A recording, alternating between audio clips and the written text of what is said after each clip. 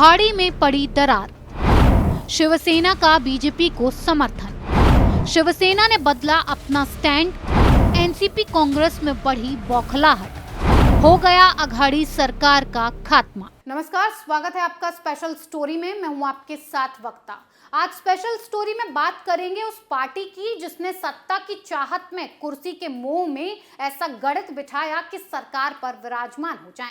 खैर, ये चाहत हुई भी पूरी, सत्ता भी हासिल हुई, सत्ता की मलाई भी खूब जमकर चाटी गई। ऊपर से लेकर नीचे तक सारे लोगों ने मिलकर हाहाकार मचाया।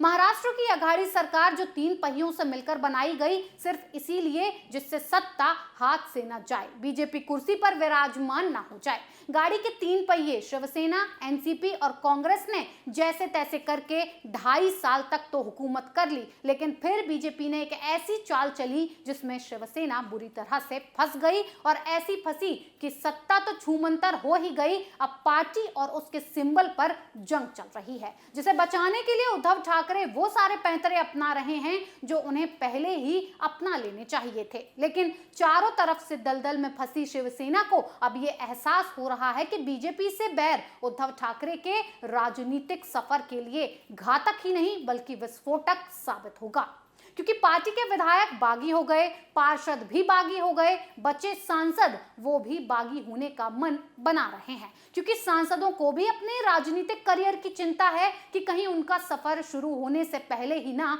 खत्म हो जाए। ऐसे में अब उद्धव ठाकरे बीजेपी से नजदीकी बढ़ाने की फिराक में नजर आ रहे हैं। अब उन्हें अपनी गाड़ी के 2 पहियों की कोई चिंता नहीं है, चिंता है तो अपनी पार्टी शिवसेना की साख और इज्जत बचाने की, जो कि शिंदे साहब की बगावत के बाद से दांव पर लगी हुई है। उद्धव ठाकरे को यह एहसास तब हुआ जब उन्होंने मातोश्री में अपने सांसदों की राष्ट्रपति उम्मीदवार के लिए बैठक बुलाई, और इस बैठक से 7 सांसद गायब हो गए, जिसके बाद ये कयास लगाए जाने लगे कि सांसद भी उद्धव को छोड़कर शिंदे साहब के पास जाने वाले हैं, क्योंकि सांसदों की ये मांग थी कि वो एनडीए की उम्मीदवार द्रौपदी मुर्मू को समर्थन दें। आखिरकार उद्धव ठाकरे को अपने सांसदों के आगे घुटने टेकने पड़ गए और ये ऐलान करना पड़ा कि वो द्रौपदी मुर्मू का समर्थन करेंगे। आदित्य ठाकरे ने ऐलान करते हुए कहा कि बीजेपी के साथ अलग अलग राजनीतिक विचार हैं, लेकिन द्रौपदी मुर्मू एक आदिवासी महिला हैं, इसीलिए हम आदिवासियों का समर्थन करते हैं, इसीलिए शिवसेना द्रौपदी मुर्मू के पक्ष में ही मतदान करेगी। आपको ये भी बता दें कि आदित्य ठाकरे ने ऐसे ही ये ऐलान नहीं किया। शिवसेना पार्टी प्रमुख उद्धव ठाकरे ने शिवसेना भवन में प्रेस कॉन्फ्रेंस आयोजित की थी, जिसमें उन्होंने ऐलान किया था कि शिवसेना राष्ट्रपति पद के लिए एनडीए उम्मीदवार द्रौपदी मुर्मू का समर्थन करेगी, जिसके बाद एमवीए में दरार गहरी होती दिख रही है। एनडीए उम्मीदवार को समर्थन देने के उद्धव के फैसले से एनसीपी के बाद अब कांग्रेस ने आपत्ति जताई है। महाराष्ट्र कांग्रेस नेता बाला साहेब थोराट ने कहा है कि संविधान और लोकतंत्र का समर्थन करने वाला हर कोई राष्ट्रपति पद के लिए यशवंत सिन्हा का समर्थन कर रहा है। हमें नहीं पता कि शिवसेना द्रौपदी मुर्मू का समर्थन क्यों कर रही है। हालांकि शिवसेना एमवीए का हिस्सा है,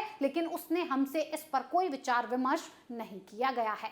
इससे पहले एनसीपी ने दबाव बनाने की कोशिश तो की थी, लेकिन काम नहीं आई। एनसीपी नेता छगन भुजबल ने कहा था कि शिवसेना ने द्रौपदी मुर्मू को समर्थन देने का फैसला नहीं लिया है। एनसीपी नहीं चाहती कि शिवसेना एमवीए से अलग होकर अपना रास्ता बनाए। ये बयान शिवसेना पर दबाव बनाने की रणनीति थी, लेकिन बावजूद शिवसेना ने अपना स्टैंड नहीं बदला। शिवसेना के द्रौपदी मुर्मू को समर्थन दिए जाने के फैसले को पिछले कुछ दिनों में हुए घटनाक्रमों से जोड़कर देखा जा रहा है। शिवसेना में हुई बड़ी टूट से उद्धव ठाकरे डरे हुए हैं और फिलहाल कोई रिस्क नहीं लेना चाहते। अब ये लड़ाई गठबंधन से ज्यादा पार्टी को बचाने पर फोकस होती दिखाई दे रही है, क्योंकि बीते दिनों शिवसेना विधायकों के विद्रोह के कारण उद्धव ठाकरे को इस्तीफा देना पड़ा था, जहां पर एक साथ 40 विधायकों के जाने के बाद शिवसेना प्रमुख उद्धव ठाकरे और शिवसेना विधायक आदित्य ठाकरे ने एक बार फिर से पार्टी बनाने की कोशिश शुरू कर दी है। इसी के चलते आदित्य ठाकरे वफादारी यात्रा के जरिए लोगों और शिवसैनिकों से मिल रहे हैं।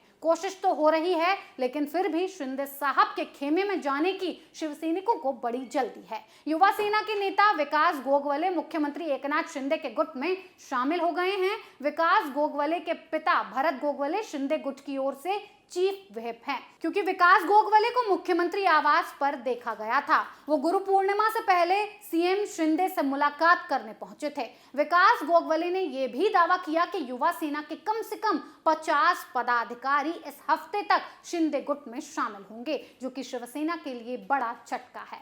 फिलहाल उद्धव ठाकरे न तो संजय राउत की सुन रहे हैं, ना ही कांग्रेस की और ना ही शरद पवार की। फिर भी शरद पवार और कांग्रेस की तरफ से ये कहा जा रहा है कि शिवसेना का ये फैसला फाइनल नहीं है। लेकिन जब उद्धव ठाकरे ये कह चुके हैं कि वो एनडीए को समर्थन देंगे, लेकिन उनके सहयोगी कह रहे हैं फैसला होना बाकी है। ये वही शरद पवार हैं जिन्होंने ये बयान दिया था कि शिवसेना के उद्धव ठाकरे को मुख्यमंत्री बनाकर बहुत बड़ी गलती हो गई है, मुझे ऐसा नहीं करना चाहिए था। वहीं शरद पवार ये भी कह रहे हैं कि उन्हें उद्धव ठाकरे द्वारा औरंगाबाद का नाम बदले जाने को लेकर फैसला लिए जाने के बाद जानकारी मिली।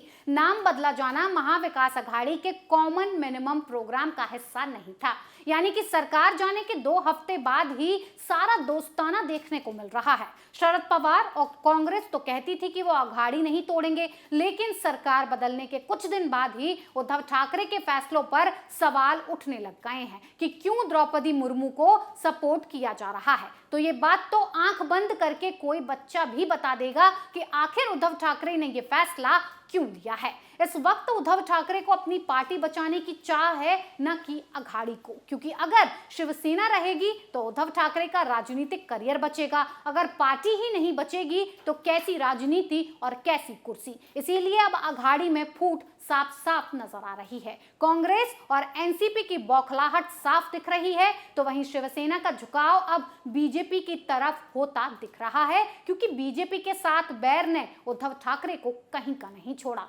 इसीलिए अपने राजनीतिक सफर को बचाने के लिए अब उद्धव ठाकरे बीजेपी के साथ हाथ मिलाने की फिराक में हैं। ऐसा हो पाएगा ये तो आने वाला वक्त ही बताएगा। फिलहाल स्पेशल स्टोरी में मेरे साथ इतना ही। कल फिर नए मुद्दे के साथ हाजिर होंगे, तब तक के लिए देखते रहिए कैपिटल टीवी। नमस्कार।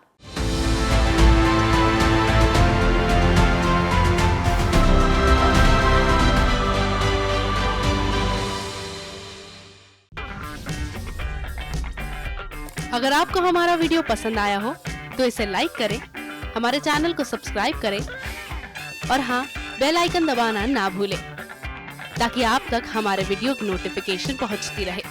आप अपना सुझाव हमें कमेंट बॉक्स में दे सकते हैं। हमारे साथ जुड़ने के लिए शुक्रिया। मैं राजनीति करता नहीं, पर राजनीति को बहुत गहरे तक समझता हूं। मैं लोगों के बीच रहता हूं, लोगों के मन को अच्छे से जानता हूं।